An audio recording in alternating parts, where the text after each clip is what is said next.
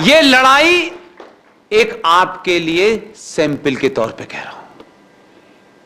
हम अपने वकील को पैसे नहीं देते, भाषण सुना देते हैं। भाई ये सुन ले, भाई यही है हमारे पास। लेकिन भाषणों से काम नहीं चलेगा, इसलिए लौट के वहीं आता हूं मैं। मुसलमानों में, इस्लाम में 5 फंडामेंटल होते हैं एक मुसलमान के लिए।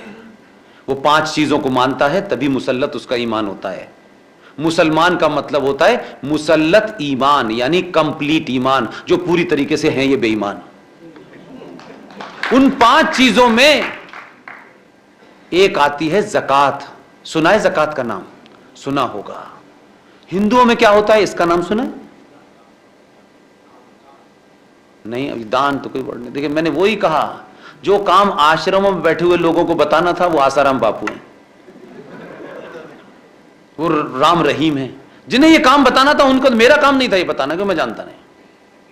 हमारे हिंदुओं में, सनातन में दसज का कंसेप्ट है। दसज कि अपनी टोटल ईमानदारी की कमाई में से 10% निकालना है। 6% अपने परिवार रिश्तेदारों में, अगर कोई कमजोर है, कोई गरीब है, किसी की फीस नहीं जा रही, उसको देना है, और 4% सनातन के लिए देना है। 100 करोड़ लोगों में से 1 रुपया भी तय कर लें आप, और 100 करोड़ को छोड़ दीजिए। गुजरात की कितनी पॉपुलेशन है? आपके बड़ौदा की कितनी पॉपुलेशन होगी? 22 लाख। 22 लाख लोग न भी जाएं, 10 लाख लोग ये तय कर लें, हर महीने 1 रुपए के हिसाब से हम 30 रुपए दे देंगे उनको, जो इस देश में मंदिर के लिए नहीं, मंदिर बहुत बने हुए हैं, मंदिरों से आप राष्ट्र नहीं बचा सकते। मंदिर बहुत थे, पहले भी थे, 30,000 टूटे हुए हैं, उनके सर पे मस्जिद बनी हुई, आपने कुछ नहीं किया, क्योंकि आपने मंदिर बनाए, मंदिर के लिए पैसा इकट्ठा किया, चंदा लिया।